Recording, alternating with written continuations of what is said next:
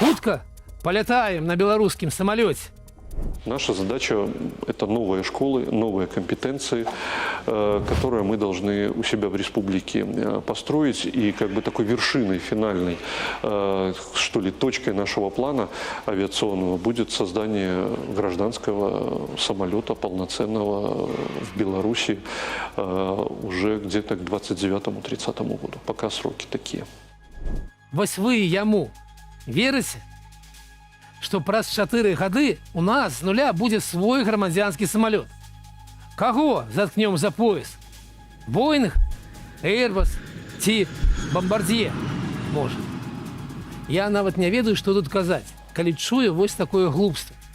Ведаеце, колькі зрабіла Россия грамадзянскіх самолетаў у 25-м годзе? Ну, пакуль один. Тут 216. Усё.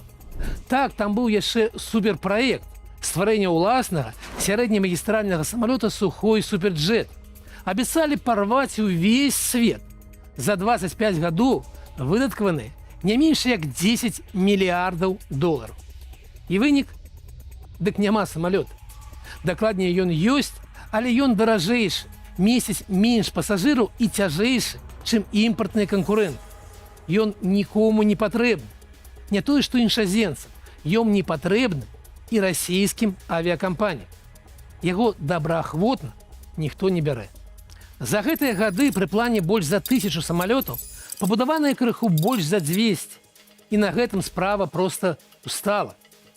Удумайцеся, Расія, выдаткаўшы 10 мільярдаў долараў, маючы старыя сумленныя кампетэнцыі, за 25 гадоў так і не здолела стварыць свой грамадзянскі самалёт. А Дмітрий Крутой гатовы, ну вось літаральна заўтра. Для авіагаліны праз 4 гады гэта нават не заўтра, а праз 2 гадзіны. Што ён вярзе?